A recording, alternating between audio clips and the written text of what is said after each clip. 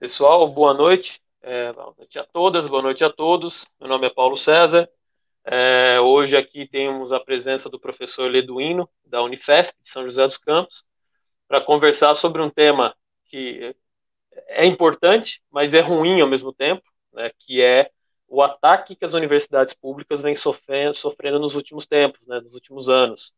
A gente poderia conversar aqui sobre avanços científicos, a expansão universitária, extensão universitária, mas a gente vem aqui discutir hoje, conversar sobre os ataques que as universidades públicas vêm sofrendo, diminuição dos investimentos em pesquisas, bolsas, né, de financiamento de pesquisa para estudantes de pós-graduação, né, de iniciação científica, e até mesmo aí, talvez o pior de tudo, os ataques ideológicos que a universidade pública vem sofrendo nos últimos tempos, né, principalmente durante esse 1 ano e meio de governo Bolsonaro.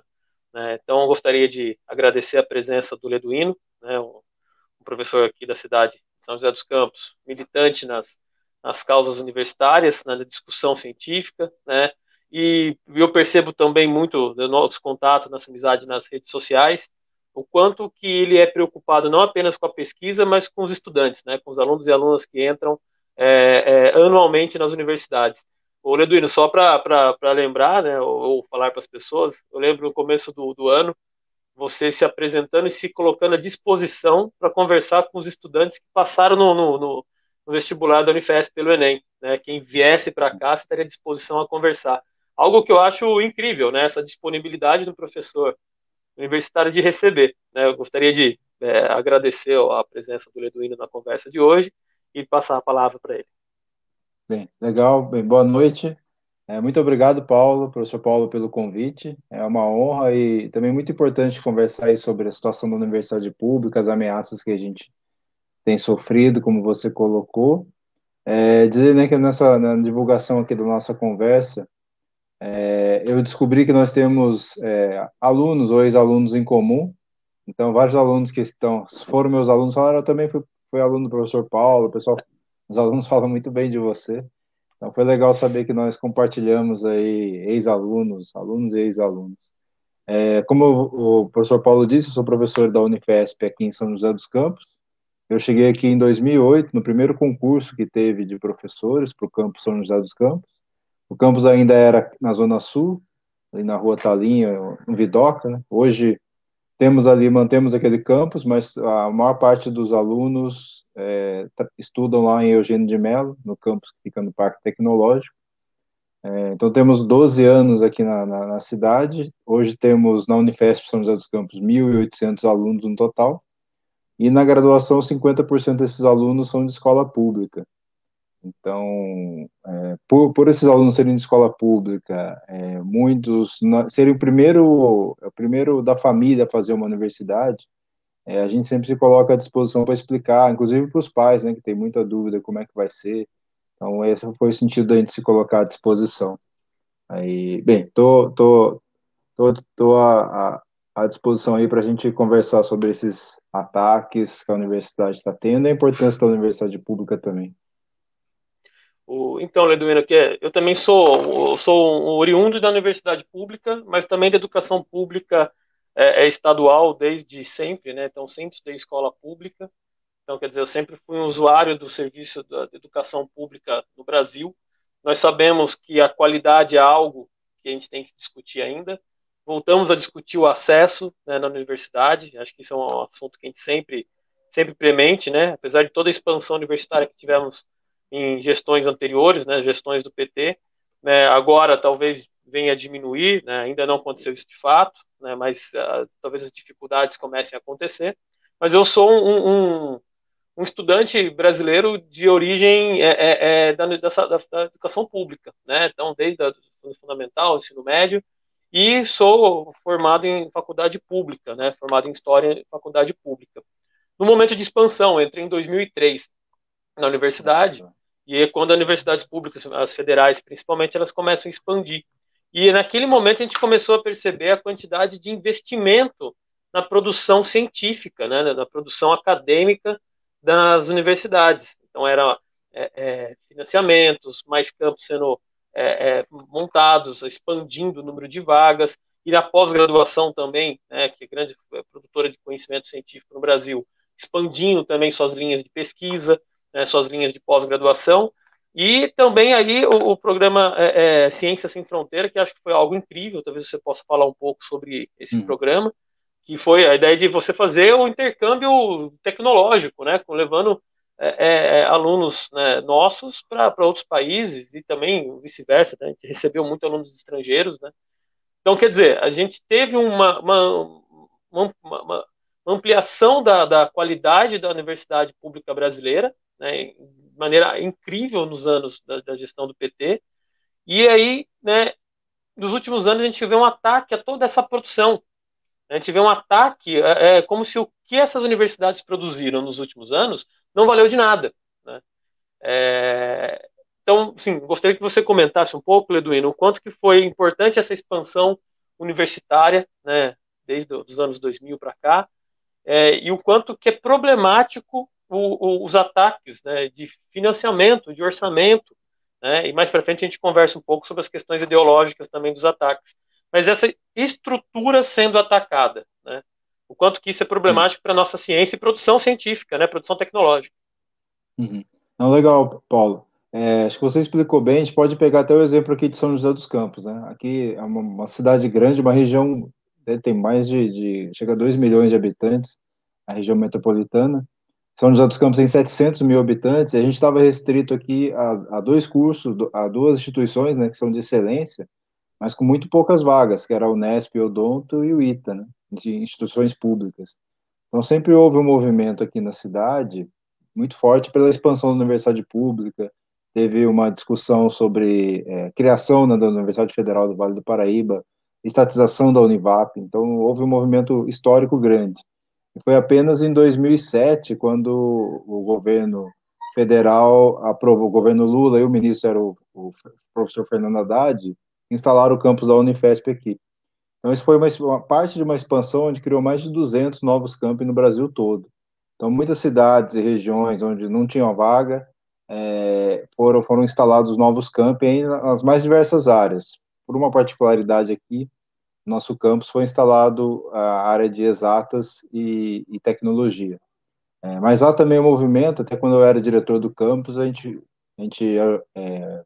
ajudou a reorganizar aqui o movimento pela expansão das vagas agora em ciências humanas na nossa cidade também, de criar um campus, um Instituto de Humanas da Unifesp em São José dos Campos. Houve até audiência pública na Câmara dos Vereadores, e foi um movimento grande que a gente conseguiu entregar até para o ministro da Educação na época, que era o Paim, e infelizmente, né, quando muda ali a situação do país em 2016, onde houve, né, um golpe e retirou a presidenta Dilma que era eleita, isso começa a mudar no Brasil inteiro.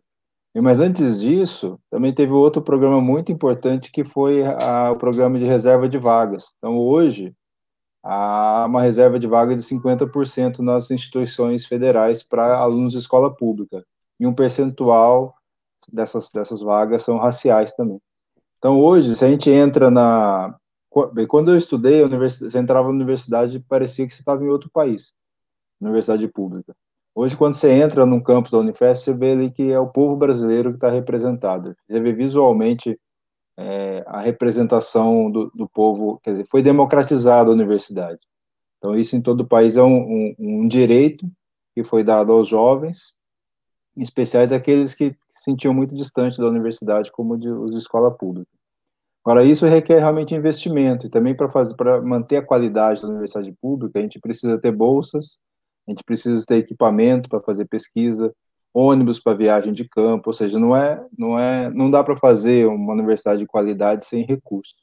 Então, isso veio se expandindo até 2016, justamente quando há o golpe, a gente começa a sentir um corte de verbas muito grande, que foi muito piorado ano passado com o início do governo Bolsonaro, onde o corte de verba veio aliado ao que você comentou no começo, com um, tentar jogar a população contra a universidade, com debate ideológico, com mentiras, por exemplo, colocando que a universidade era o centro de balbúrdia, quer dizer, colocar várias coisas, a questão de que existiam orgias na universidade, coisa que quando voltar ao normal, né, quem não conhece pode visitar a qualquer momento, o nosso campus é aberto aqui em São José, ver que é um ambiente de estudo, totalmente tranquilo, totalmente adequado ao estudo. Passa longe dessas coisas que o governo tem falado. Então é um momento muito crítico, onde a gente viu uma expansão sem fronteiras também, foi muito bem lembrado por você, né, muita gente acaba não citando, que foi também de possibilitar que esses jovens fizessem um estágio no exterior, então que aprimorasse a língua, que visse como é que é a universidade fora do Brasil. Então enriqueceu muito. Aqui em São José, vários estudantes fizeram parte desse programa. A Espanha, Portugal, Estados Unidos, Japão, Coreia. Isso enriquecia muito. Eles voltavam e criavam também programas. A gente tem até um programa de línguas gratuito que os alunos criaram, eles organizam de ensino de línguas, que nasceu nessa experiência dos alunos Sem Fronteiras. Então, no campus tem aula de japonês, inglês, coreano, francês. Então, é um efeito multiplicador. E, infelizmente, hoje a gente está sob ameaça, como você bem colocou. O Leduino, você falou de uma questão também que foi implementada, acho que é pela primeira vez, que é o regime de reserva de vagas, né, o sistema de cotas, pela UNB. Se não me engano, já há uns 15 anos, se não me engano, o primeiro programa de cotas de uma universidade. Depois, outras universidades foram seguindo até que virou uma lei federal em 2012 ou 12, 2013, não isso. me lembro. 12, né? 2012, É, é. Uhum. 2012. E a discussão na época era que a qualidade da educação universitária ia cair muito, né? Que a produção científica ia cair, porque pessoas mal preparadas entrariam nas universidades, porque elas entrariam por cotas, né? E aí o que a gente percebeu, né, depois de anos de cotas, né, de reserva de vagas, com os estudos feitos sobre os alunos oriundos das camadas mais populares e respeitando a proporcionalidade, né, por raça, cor em cada estado, que esses alunos eles permaneciam mais tempo na universidade, eles eram menos, a evasão desses alunos era menor e a produção deles era igual à da produção, as notas, né, o rendimento deles enquanto universitários era muito semelhante ou até mesmo superior em determinados cursos, um pouco inferior, mas nada gritante em relação aos alunos que não vieram das cotas, né? Ou seja, foi um programa que, de fato, como você disse, abriu a universidade brasileira para a realidade brasileira, né? Essa diversidade que a gente tem nas universidades hoje. Acho que eram vistas apenas mais universidades de humanas, tal, menos, né? Lembrando que eu Uhum. fiz faculdade de história, mas mesmo assim a diversidade não era tão grande ali. Tínhamos poucos alunos negros, né? A maioria eram brancos, né? Sendo que a maior parte da população brasileira é negra. E hoje a gente está começando a ver essa mudança, né, de características das pessoas dentro das universidades. Você na área das exatas, Leduino, você percebeu alguma diferença na produção? Assim, meu questionamento aqui é relacionado a esse, não a qualidade da produção, que eu acho que isso não cai, né? Mas a diferença do olhar dessa população, dessa comunidade, que não eram aquela comunidade que sempre entrou na universidade. Será que isso altera a produção científica? Né? Traz um novo olhar para a produção científica? Não, interessante, Paulo. Tem as pesquisas, né, quantitativas, científicas, que mostram que não houve queda na qualidade, como você colocou. Mas assim, a gente como professor, a gente percebe, primeiro em sala de aula não houve diferença nenhuma, né? Eu peguei o antes e o depois da política de cota. Diferença nenhuma em sala de aula, os alunos, alguns realmente que vêm de escola pública têm um pouco de dificuldade no começo, porque há um gap aí de conhecimento principalmente na área de matemática. Mas isso é recuperado, a gente tem programas para esse tipo de aluno que tem um pouco de dificuldade em cálculo, que é uma disciplina que tem alta reprovação no mundo inteiro, é uma disciplina complicada. Mas passado isso, com os programas que a gente tem em laboratórios de matemática, pré-cálculo, os alunos se desenvolvem de maneira igual e às vezes até superior, porque como eu comentei na resposta anterior, esses alunos são geralmente o primeiro da família a fazer escola pública. Então ele sabe que ali ele está representando a família dele, a chance da família de alguma ascensão social. Então eles dão sangue mesmo, é um pessoal que dá o sangue, que estuda, que batalha. Então eles acabam tendo um desempenho um pouco acima da média. E em relação à mudança da pesquisa, o que eu percebo, nada quantitativo, mas o que eu vi nesses anos, é um aumento maior, quer dizer, um aumento do interesse e do desenvolvimento de projetos de extensão. Então, isso é bem visível também, que o projeto de extensão aumentou muito. E eu acho que, vendo as pessoas que participam do projeto de extensão, o perfil, são justamente o perfil desses alunos que são de regiões periféricas, negros, que querem, né, já tentar intervir, melhorar a situação de vida do entorno, de pessoas ou do próprio bairro, ou de pessoas que vivem em situações similares à família dele, já de imediato. Não quer esperar se formar, ter uma carreira para retornar à sociedade, eles já querem retornar já. Então, isso é uma mudança também bem visível, que eu não tenho o quantitativo, mas eu digo que é bem perceptível.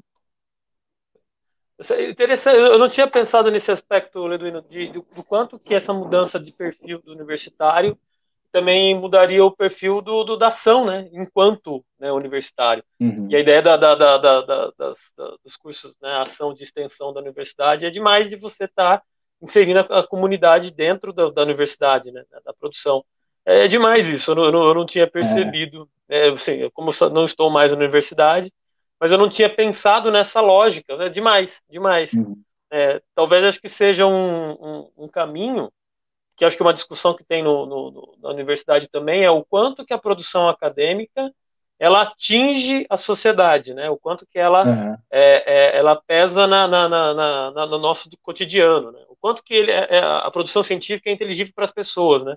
E talvez a extensão seja um desses mecanismos, né? Sim, sim, com certeza. E a gente vê também esses alunos, eles gostam muito da universidade, eles sabem, eles valorizam muito.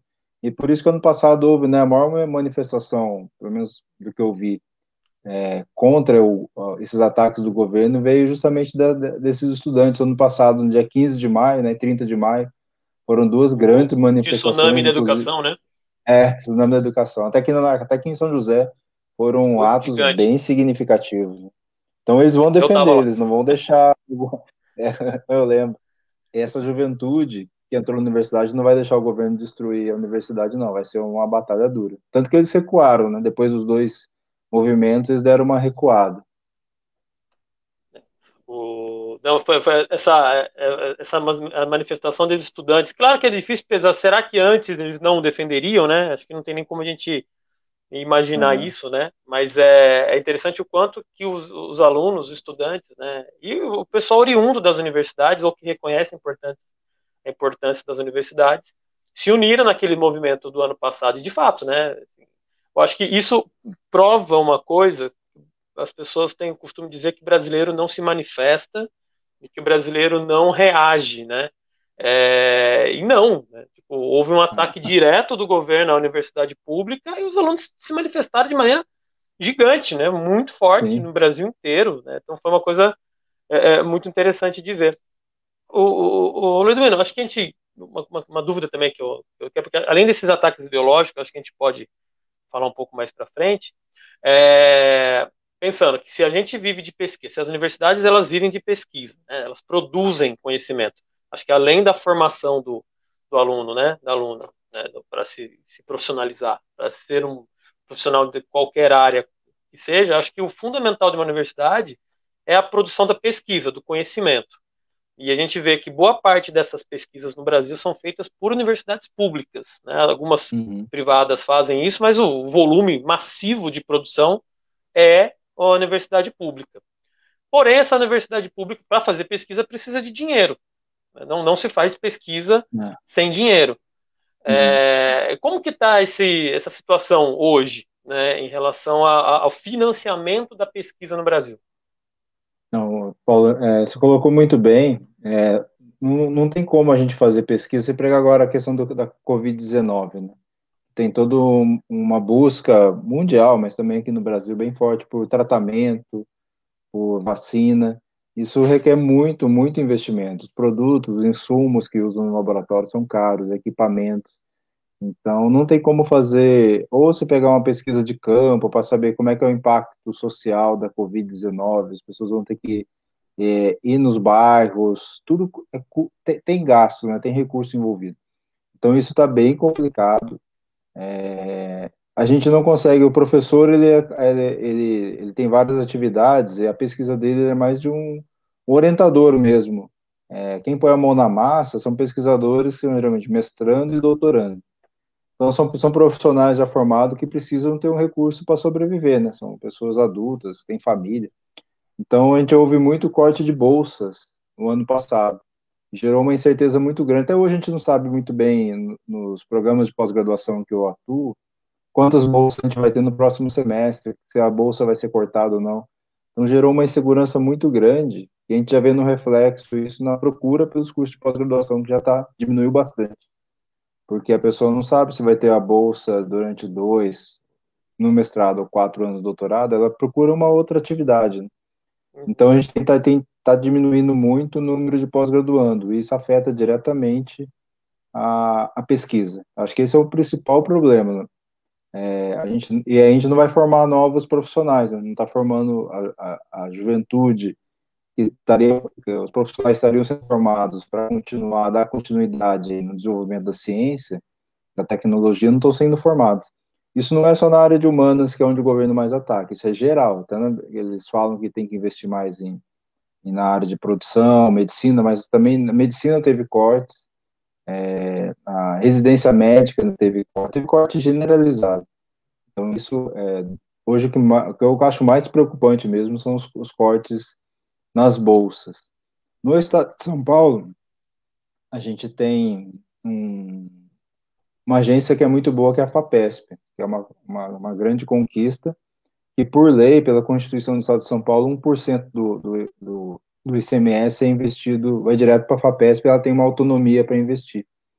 Então, em termos de equipamento, insumos, a FAPESP acaba compensando a ausência do Tá. governo federal. Isso aqui em São Paulo. No resto do Brasil não tem nada parecido com a FAPESP.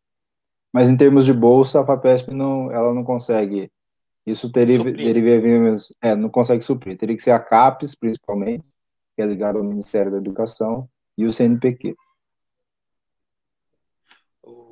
E aí uma preocupação que eu tenho, acho que não é uma preocupação só minha, é a universidade ela continua abrindo vagas anualmente, então as pessoas continuam se formando, seja nas particulares, agora uma ampliação gigantesca de universidades particulares, nas universidades públicas, mas se elas não produzem a pesquisa, né, se o aluno lá na graduação, na iniciação científica, ou na pós, ou seja no mestrado, seja no doutorado, ou numa especialização, não participa da produção científica, ele vira apenas um replicador do conhecimento. Não que isso seja Exato. ruim em si, né?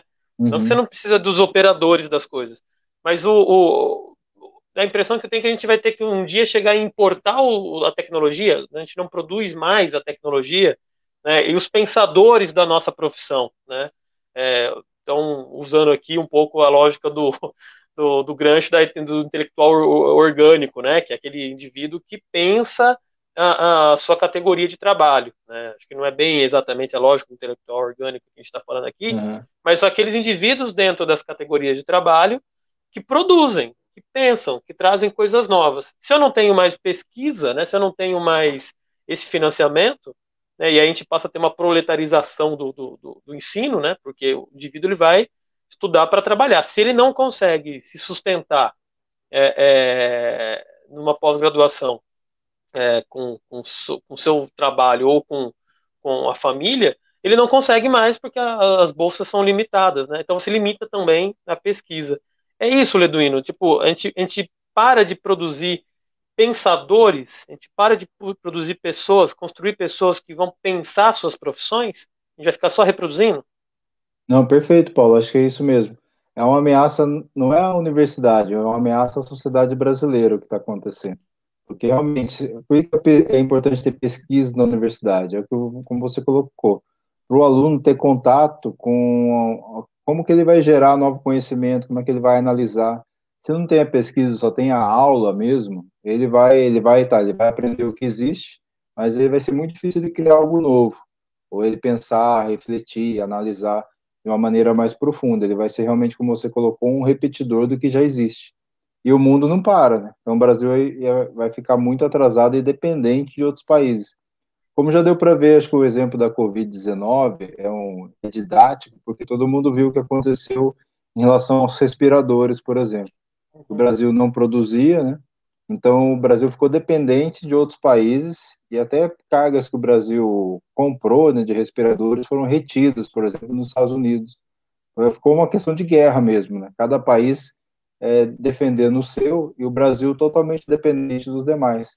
Então, o que aconteceu com respiradores pode acontecer em geral, em todas as áreas. O país fica dependente dos outros, aí tem que pagar o preço superfaturado que outro país queira, ou não receber, né, por questão estratégica. Então, o Brasil precisa ter, para ele ter autonomia, soberania, ele precisa desenvolver no próprio país ciência e tecnologia. E não tem como formar essas pessoas se não tiver pesquisa na universidade. Então, você coloca muito bem, eu acho que isso faz parte pelo que a gente vê de um projeto de país que esse governo tem, né? Que é um país totalmente submisso a um outro país, no caso, esse governo deixa bem claro que é os Estados Unidos, né? Onde o próprio presidente aparece sempre atrás da bandeira, mais a bandeira dos Estados Unidos que a própria bandeira do Brasil. Então seria um país como uma espécie nova de colônia americana. Não precisa produzir ciência aqui, ou tecnologia, ou produto, ou avião, né? No caso aqui, a gente tem a Embraer, só não foi vendida para a Boeing por um acaso, né? Por uma Por crise acaso. momentânea da Boeing. Então, acho que faz todo sentido aí de acordo com o projeto de país que o Brasil, ou de não ter um país, né? Que o governo Bolsonaro está levando. Pessoal, só avisar que tem algumas perguntas. Eu acho que eu vou deixar um pouco mais para o final. A gente vai tocando na nossa conversa. E as perguntas a gente coloca no finalzinho para o Leduino responder. Então, o Leduino, acho que essa questão, né? Os ataques à universidade pública vai muito além apenas de uma questão ideológica, né? Sim, sim. De que o Brasil ele deve é, apenas produzir conhecimento em determinadas áreas, né, como foi afirmado pelo Bolsonaro e pelo ex-ministro Weintraub. Mas é impressão mesmo. E aí, quando acusam o governo Bolsonaro de ser um governo burro, né, de ser um governo sem planejamento, eu não concordo. Eu acho que é um grande planejamento desse Sim. governo de destruição das coisas. Né? É pensado. Uhum. Né? Então, é isso que Exato. você falou de, de você não ter mais tecnologia, ficar dependente da tecnologia dos outros, né? Então, ficar subserviente às grandes potências é um projeto. Né? Uhum. Então, assim, não tem nada de aleatório nas decisões e Não, nas não. falas do presidente e seus ministros, né? É isso. Não, perfeito.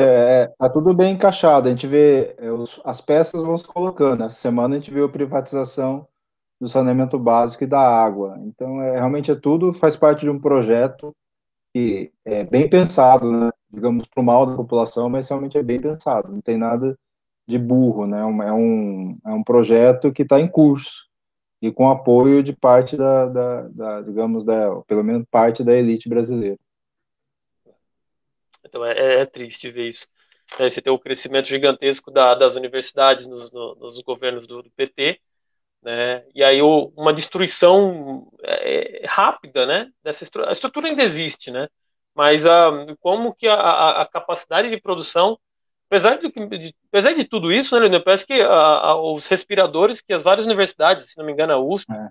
acho que até a Unifesp também produziam respiradores, né? Sim, sim. Então, A Unifesp participou de um esforço, principalmente que a USP liderou, né? Mas mesmo com toda essa dificuldade, as universidades estão se superando, porque ficou assim, todo mundo deixou de fazer o que estava fazendo no dia a dia e focou para tentar ajudar no combate à Covid mesmo. Então a gente está conseguindo aí, isso vem em geral, né? A gente vê muito pessoal da linha de frente aí da saúde, nossos médicos, enfermeiros, nutricionistas, fisioterapeutas, todo mundo está lutando contra a Covid, apesar do governo, né? Contra a Covid e contra o governo. então, apesar, ao invés de estar liderando as ações, né, no gabinete de crise ali, dizendo você faz aquilo, parece que joga contra, né? É É, terrível essa situação. O Leduino, no começo do governo o Bolsonaro, né? Logo no começo o ministro mudou, né? Era o Ricardo Vélez e não me lembro exatamente por que foi demitido. Acho que não estava conseguindo tocar nada, colocaram o nada. Weintraub, né? piorou, né, a situação, né? Não Tipo, é. colocou um maluco lá para poder administrar um ministério, talvez dos mais importantes, né, se não o mais importante do Brasil, né, com orçamento gigantesco, né, e com tudo aquilo que foi sempre foi crítica no governo no Brasil, que era a qualidade da educação, né? Então, ou seja, tem que colocar pessoas capazes para gerir esse ministério, gerir essa pasta. E logo no começo da gestão do Weintraub, há um corte no orçamento discricionário das universidades. Tem até uma cena pitoresca que é comum nesse governo, né? As cenas pitorescas promovidas oficialmente, né? A última foi do sanfoneiro, não sei se você viu, Leduíno. Eu vi, É, deprimente, é. deprimente. A gente ri de nervoso. A cena do Weintraub explicando o corte do orçamento discricionário das universidades com chocolatinhos, né? Só 3%. E vendeu um discurso de que era apenas 3% de corte e que 97% então do orçamento ainda estaria, então era suficiente para as universidades se administrarem. Eu sei que é um tema já um pouco mais passado, já faz um ano, um pouco mais de um ano que isso aconteceu, mas você poderia explicar para a gente, Leduino, o que é esse Sim. orçamento discricionário das universidades e por que 3% não é pouca coisa? Sim. É o seguinte, o orçamento da universidade a gente pode, tem uma grande parte que é de recursos humanos, que é o pagamento dos professores e dos técnicos das universidades. Então, isso dá mais de 80% do recurso das universidades. E tem o restante, que aí seria o 20%, que é o recurso para capital, que é para construir prédios, comprar equipamentos, basicamente, e o recurso que ele chama de discricionário, que é para pagar a conta de. No fundo, discricionário é pagar a conta de água, luz, segurança e limpeza. Basicamente, eu fui diretor aqui do campus, o recurso que a gente recebe é chamado discricionário, é para pagar essa conta básica. Você não tem. O gestor, ele não tem muito margem para o que fazer com o dinheiro, ele vai pagar o básico. O básico é isso aí. Energia é caro, né? A gente tem equipamentos, tem vários laboratórios de informática que precisam de ar-condicionado, elevador, lâmpada, tem curso noturno, então tem luz no prédio o tempo todo, à noite. Então, é basicamente esse o recurso que a gente recebe. O recurso discricionário que ele fala é o recurso de custeio, para a gente pagar o dia a dia. Qualquer corte nesse já está no limite de funcionamento, já estava no limite porque já tinha havido corte, houve um corte em 2015, ainda com ajuste fiscal, com o ministro Joaquim Levy. Depois houve um corte em 2016, 17, 18 com o governo Temer, então já estava assim, estava no limite. Então o corte, na verdade, houve um contingenciamento de 40%, não de 3%. 3% se considera tudo, o salário do funcionalismo do Ministério da Educação, que não pode ser cortado por lei, né? Então, no fundo, 3% de todo não é, ele era 40% do discricionário, e aí ficava inviável. E a universidade ia pagar a conta até setembro, outubro, ia fechar as portas mesmo. Existia essa possibilidade de fechar a porta, de parar as aulas, as pesquisas. Só não aconteceu justamente 15 de maio, 30 de maio, as manifestações foram decisivas, o governo recuou, né? Ele se assustou e recuou e acabou liberando o recurso aos pouquinhos, a gente conseguiu fechar as contas. Agora, a situação desse ano estava preocupante, porque com o teto, né, com a reforma, a emenda constitucional do teto, o recurso sempre é menor ou igual ao do ano anterior, sendo que a gente sempre está expandindo, né? Tem mais projetos, tem mais alunos, tem mais cursos, então, e tem inflação, então o orçamento no fundo é menor, cada vez menor.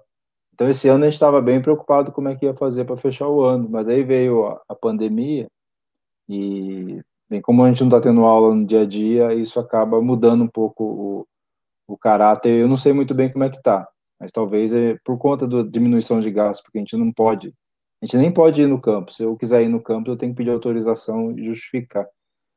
Então, acho que isso deu por uma eventualidade da pandemia, a gente não deve ter problema, eu acho, de orçamento esse ano.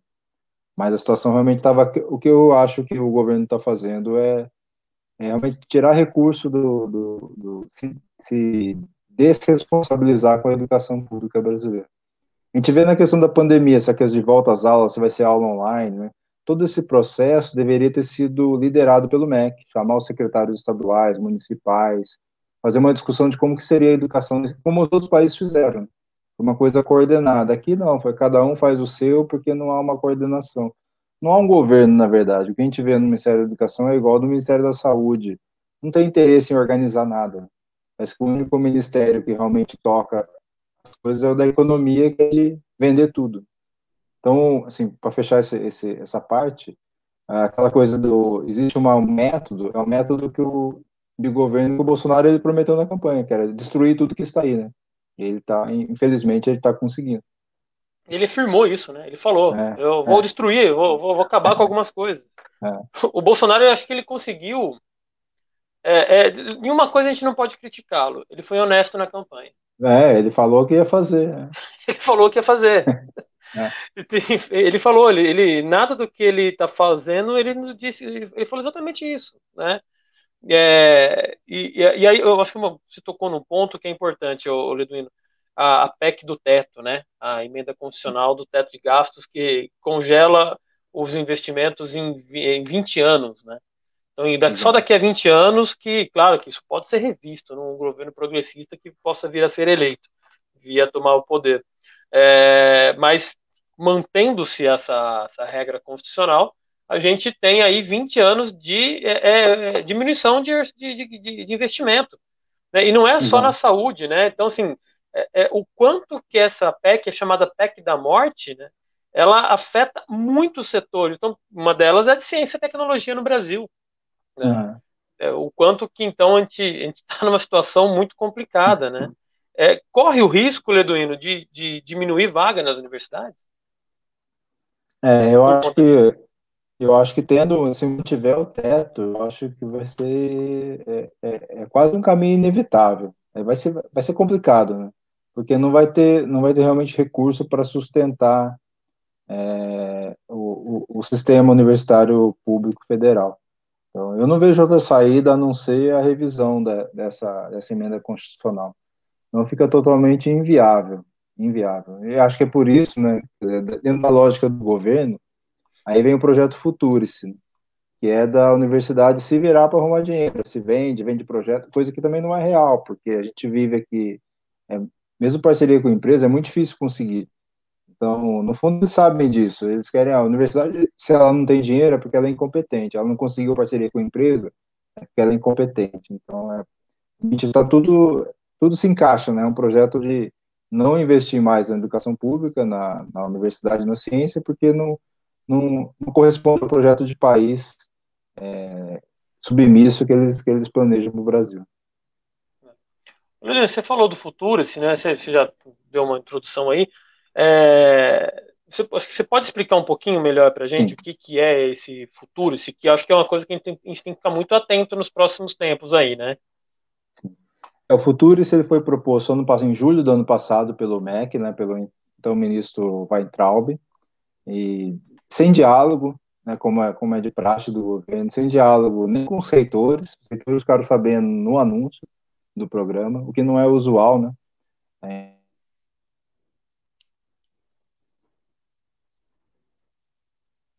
Acho que travou um pouco a conexão do Edwin. Opa. travou, voltou. É. Então tá. O Futurice, ele foi proposto dessa forma, de maneira unilateral, e ele previa várias coisas. Primeiro, a ideia central está ali, a universidade tem que correr atrás do recurso. Então tem que ser uma universidade empreendedora, que corre atrás das empresas, que faz projeto com a empresa. E ela, no projeto inicial, ela previa transformar a universidade que quisesse em organização social. Então, os professores e técnicos não seriam mais contratados por concurso, seria como uma organização social que a gente tem aqui na cidade, né, algumas. Então, esse seria, digamos, uma privatização já bem nítida da universidade. É o OCIP, Leduino? O CIP, OCIP, né? o CIP. Então, as contratações de Social. professores não seriam mais por concurso, ficaria uma coisa bem complicada que teria até autonomia do professor. Um professor nessa situação não teria autonomia para criticar uma política de governo, porque ele seria demitido. Tem vários problemas. Mas o principal problema estava na própria concepção do programa, de que é possível a universidade se automanter com recursos da iniciativa privada. Nem nos Estados Unidos, onde há cobrança de mensalidade, isso acontece. Lá, por exemplo, universidades de ponta, como MIT, isso tem uma pesquisa da FAPESP que mostra isso. No máximo, 15% do recurso de pesquisa dessas universidades de ponta lá nos Estados Unidos vem de empresa. A maior parte, 85% ou mais, vem do próprio governo americano. Então, pesquisa básica, nenhuma empresa vai investir em pesquisa básica, mesmo que seja da área de exatas, física, química, porque ela não vai ter retorno imediato. Isso é um patrimônio da humanidade. Você responde perguntas, avança na ciência, no entendimento. Nenhuma empresa vai investir nisso. Também não é papel da empresa investir nisso, né? São papéis diferentes. Então, a proposta apresentada agora como projeto de lei, né, isso foi em julho do ano passado. Daí até o Weintraub tem bastante dificuldade em gestão, né?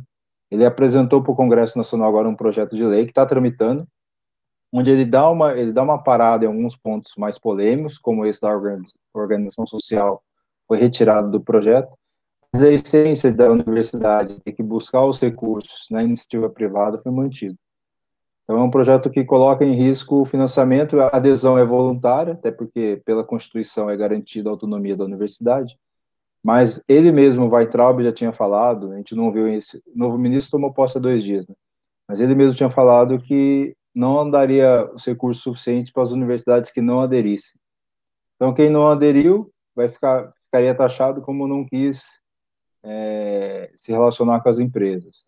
E as que se aderiram, se não conseguisse verba de empresa, o que não vai conseguir, é porque foram incompetentes. Então, seria o governo realmente abrindo mão da sua responsabilidade de financiamento.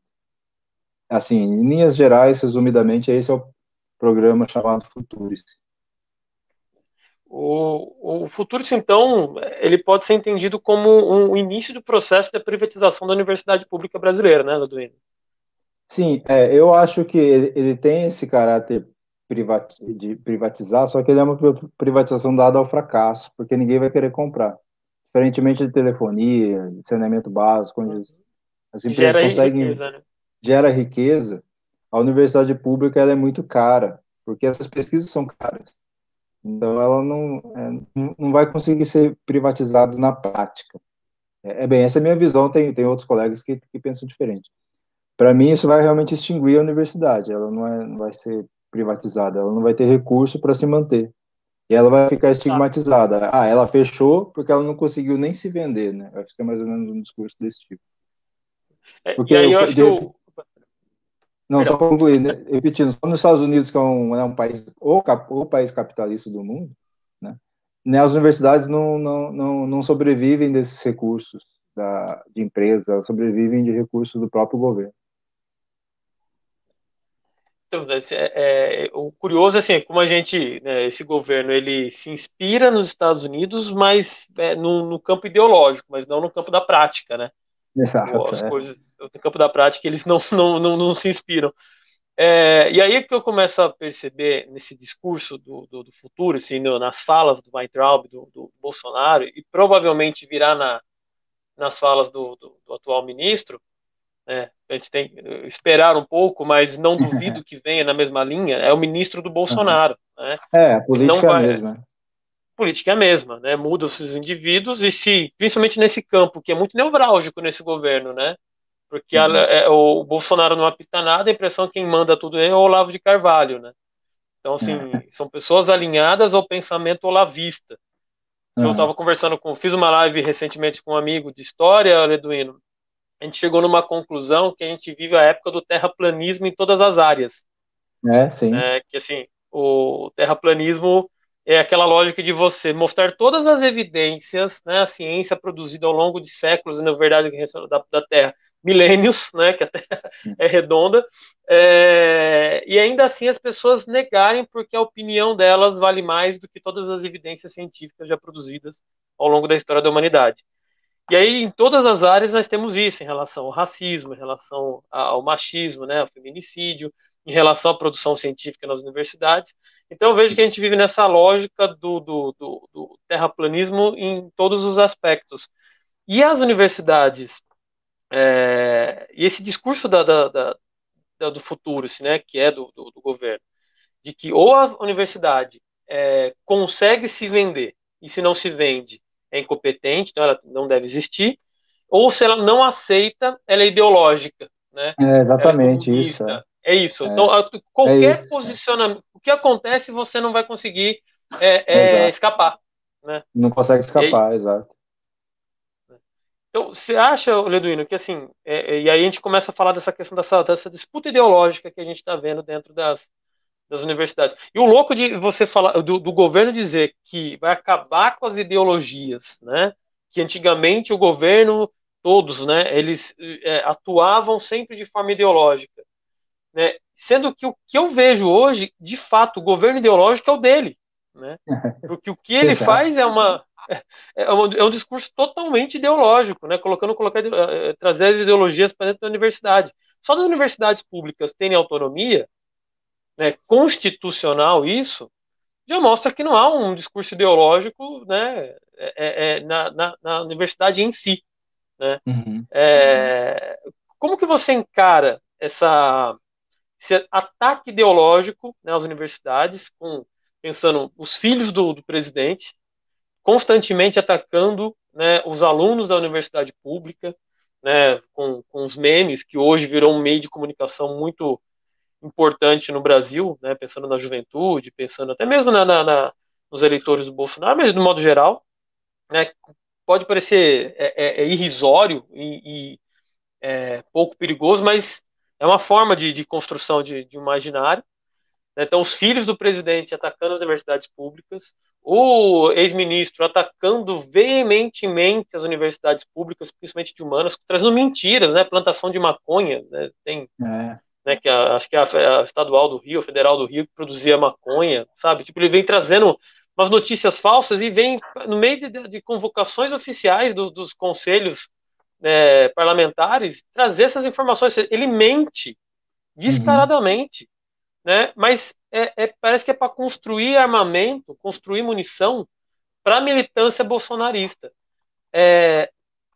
Como que você encara esse ataque ideológico, né, que as universidades, a produção científica brasileira vem sofrendo nos últimos tempos? Não, isso aí é uma coisa bem dolorida, a gente que vê no dia a dia, né? Quando vê essas acusações, é uma injustiça muito grande. Eles têm uma organização muito eficiente, com recursos, né? A gente não sabe de onde vem, para fazer essa disseminação em massa de fake news. Então é difícil a gente competir com os meios que a gente tem, amadores, com essa indústria de fake news. E em vários momentos teve várias políticas, assim, ações mesmo, vai ser ações militares nas redes sociais contra a universidade pública. Então acho que isso é para preparar, né, o terreno, no meu entendimento, para destruição e para manter um pouco a base deles, né? Parte da base do Bolsonaro é uma base bem radical, ideológica. Então, houve e há, né, ainda essa batalha de passar, de falar mentiras da universidade, a questão da balbúrdia, dessas palavras-chave que eles escolheram, né, da plantação de maconha, orgia, coisa e usam, né, às vezes fotos, imagens de outros países até, mas a pessoa que recebe no WhatsApp, às vezes ela não tem condições de analisar que aquilo não é da universidade brasileira. Mas eu acho que a gente tem a defesa, né? A resistência é grande, porque isso, as universidades e institutos federais também importantes, né? Em São José, eu falei da Sim. Unifesp, mas também tem Instituto Federal de São Paulo, vários cursos de graduação e de ensino médio público federal também, importante destacar. Então, eu estou como eu falei, mais de 200 cidades, então isso está capilarizado no Brasil, uma juventude grande, famílias. Então, é um embate que eu avalio que eles achavam que não seria tão difícil. Foi um debate difícil para eles, e hoje, com essas denúncias todas aí que estão vindo à tona, eles acabaram ficando um pouco na defensiva, né? Tanto que desde que o Queiroz foi preso, o Bolsonaro não passa mais ali no cercadinho dos apoiadores dele, né? Eles deram uma recuada tática aí, não A sabemos até vida, quando. a vida ficou mais difícil para eles, né? Né? Mas é dura, para a gente que tá, é muito dolorido a gente ouvir esses ataques que vem, a gente que está trabalhando e é professor, Tem escola sem partido que atinge todos os professores, né, de todos os níveis, é gravíssimo. E a gente vê a campanha deles inclusive tem professores, pesquisadores que trabalharam a questão da cloroquina, que chegaram à conclusão que a cloroquina era, era mais uma ameaça do que uma possibilidade de cura. Eles são ameaçados de morte até, é uma questão muito grave.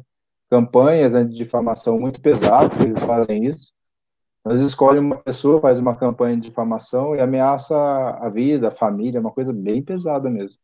Inclusive, a gente tem pesquisadores que não são nem ideológicos, não são pesquisadores que, com base numa pesquisa séria, identificaram que a cloroquina não é um tratamento aconselhável. E esses pesquisadores estão sendo ameaçados de morte. É muito grave. Então, a gente vive um momento da negação da ciência, né, Leduino? Sim, Porque onde se viu uma pesquisa científica sobre um remédio que pode matar as pessoas se for usado, né, de maneira irresponsável, como está sendo. A pessoa que produz um conhecimento científico é atacado publicamente, né, estimulado muito provavelmente por esse gabinete do ódio do governo, né? Então, assim, sim, o quanto sim. que a produção assim, é assustador a gente viver uma realidade de negação da ciência, né? E aí, assim, para a gente ir já para os finalmente da nossa live, eu acho que a gente podia, eu queria perguntar para você, o quanto que é, é, a gente teve uma expansão gigantesca das universidades, como você falou, mais de 200 campi espalhados no Brasil, né, de institutos federal, das outras federais, né? Então, assim, é uma ampliação gigante, né? Milhares de pessoas, de jovens e famílias, né, que adentraram numa camada social diferente, justamente por conta do acesso à universidade, né? O programa do Enem, né, uma coisa É. incrível, né, que possibilitou a ampliação das vagas, né, e as pessoas ocuparem, se possibilitarem ir para outras universidades, né, então com o SISU e tudo mais. E ao mesmo tempo a gente teve então esse ataque, né, gigantesco. Então, um crescimento muito grande, uma valorização da universidade, e eu quase que, não ao mesmo tempo, né, mas vindo dessa expansão, essa construção de uma imagem horrível da universidade. Fomentada, eu me lembro muito bem, não me lembro da novela que foi o Leduino. Era uma novela da Globo, daquelas ruins da tarde lá, que não era da noite, geralmente são melhorzinhas, mas da tarde eles são horríveis. Onde tinha uma dona de uma universidade privada, né? A novela passava numa universidade privada. E a discussão era lá assim: eu jamais vou fazer uma universidade pública porque é teto caindo, com goteira, com greve de professor, não sei o quê. Eu vou ficar aqui na universidade particular porque ela é muito melhor, né? Então, assim, já é de um tempo que se tem a tentativa de ocupar um espaço da universidade pública, né? As universidades privadas ocupar esse espaço. Será que tem alguma relação disso, dessa ampliação da universidade pública, de certa forma, pegando aquela população com menos dinheiro, que justamente era aquela que mais entrava nas universidades particulares, dada a dificuldade dos vestibulares, né? E elas pararam de ir para essas universidades privadas porque agora ficou mais fácil entrar na universidade pública, pela ampliação de vaga e pelo Enem, né, que é um outro tipo de prova também. Né? Como eu trabalho em pré-vestibular, eu percebo a diferença do Enem para uma prova da FUVEST, por exemplo, Uhum. né, ou uma prova do ITA, né, que é uma difícil para caramba, né, extremamente É. seletiva. A FUVEST também é uma prova muito pesada.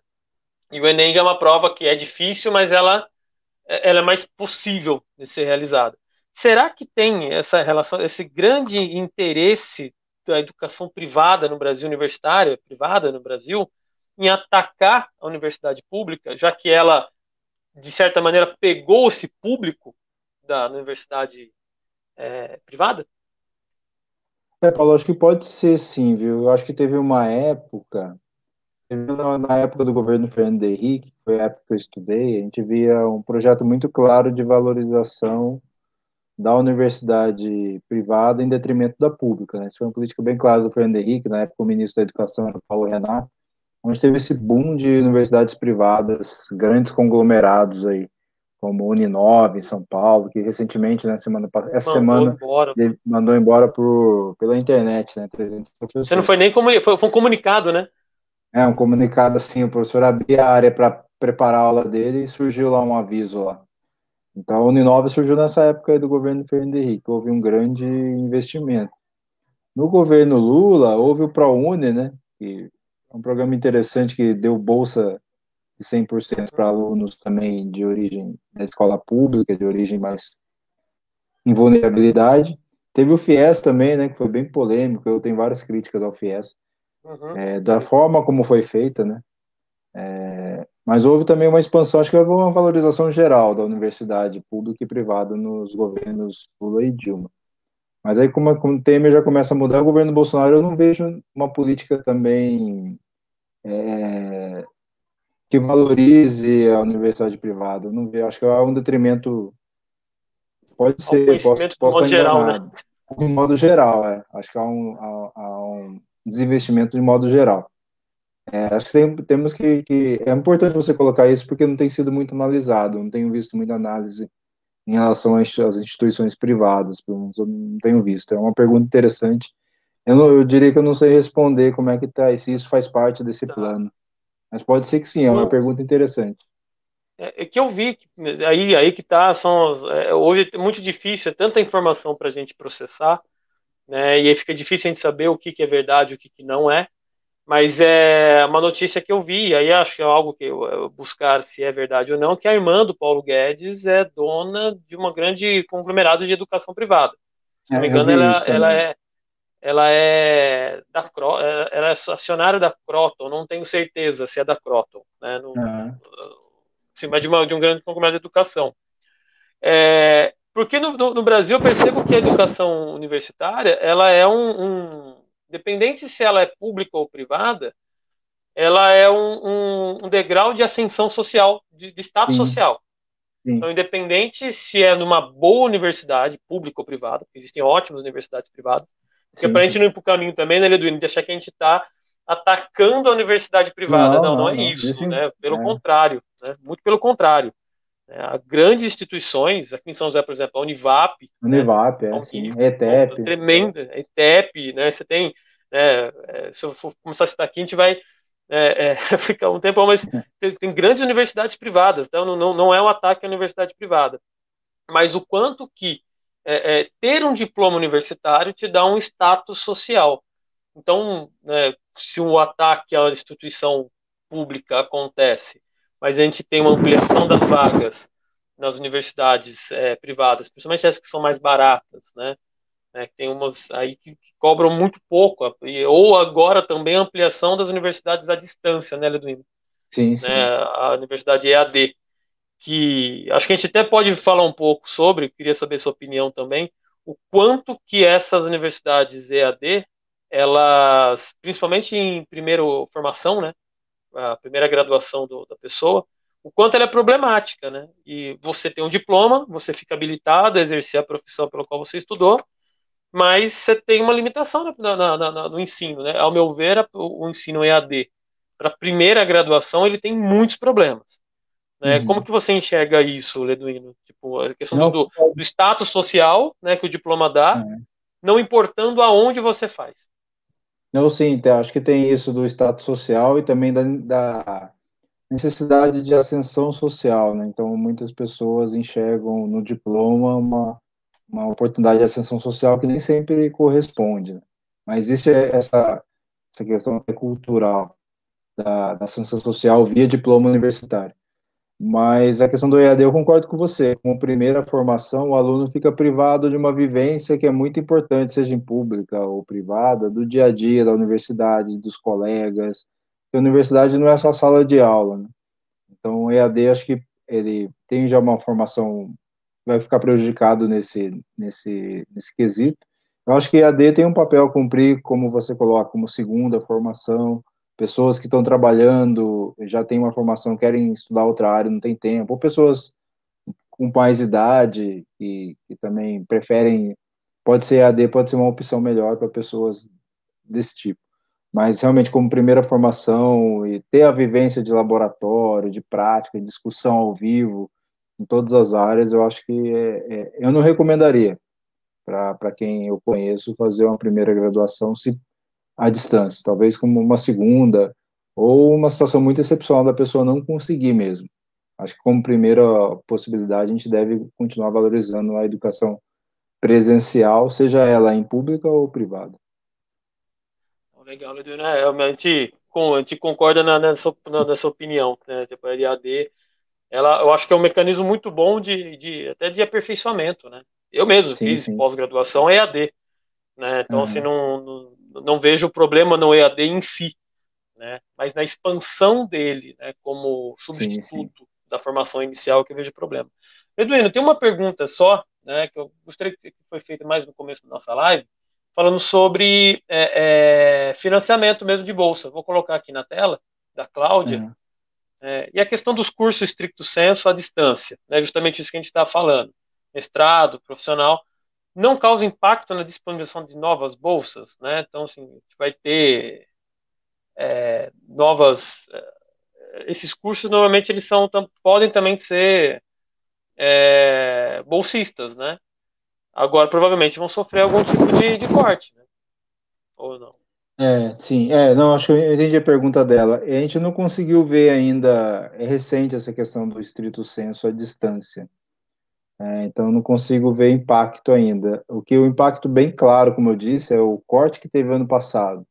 E a insegurança que muda a política, tira a bolsa, devolve menos, gerou uma instabilidade muito grande que a gente já percebe a diminuição da procura pelos nossos cursos de pós-graduação. Isso é bem perceptível. Ou as pessoas prestam e vê que não vai ter bolsa e não faz a matrícula. Então, essa oferta de bolsa a gente já vê bem prejudicado. A pergunta dela faz sentido, não deu para ver ainda, mas é preocupante também. Tem toda essa questão do ensino de pós-graduação à distância, é bem polêmico, só que é recente, não deu para perceber ainda. Tá. Leduino, eu acho que a conversa foi muito boa, né? Eu acho que a gente Ah, chegou obrigado.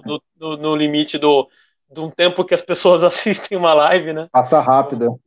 Passa rápido, é muito louco, né? E acho que nesse período de pandemia, isso fez com que a gente se possibilitasse conversar, né? Se encontrar. Acho que É, é ruim, né? Esse distanciamento, mas nos possibilitou refletir sobre um pouco. E é demais eu te ouvir, Eduino, porque assim, alguém da universidade pública, né, que já teve experiência como diretor de um campus aqui em São José, então assim, não é só a sala de aula, não é só a produção, mas também a parte da administração universitária, né? Então acho que isso enriquece muito o debate e eu acho que é um espaço, por mais que ele seja pequeno, por mais que ele tenha uma amplitude pequena, mas é importante para a gente poder esclarecer todas essas notícias falsas, esses fake news aí sobre a universidade pública, né? E sim, uhum, são notícias falsas. A universidade pública ela é essencial para um país que quer se pôr como soberano, como o Leduino falou. Eu acho que essa afirmação sua foi muito importante, Leduino. Se queremos ser um país soberano, nós temos que produzir tecnologia. E é a universidade pública que mais produz no Brasil, né? Leduino, agradeço muito a é, sua participação, né? Fico agradecido. A gente vamos traçar outras conversas, né, mais para frente, né? Vamos continuar, né, nessa luta pela defesa da educação pública e de qualidade no Brasil. Muito obrigado, Leduino. Obrigado, Paulo. Foi ótima conversa e estou à disposição aí para outros bate-papos. Muito obrigado. Legal, Leduino. Tchau, tchau, pessoal.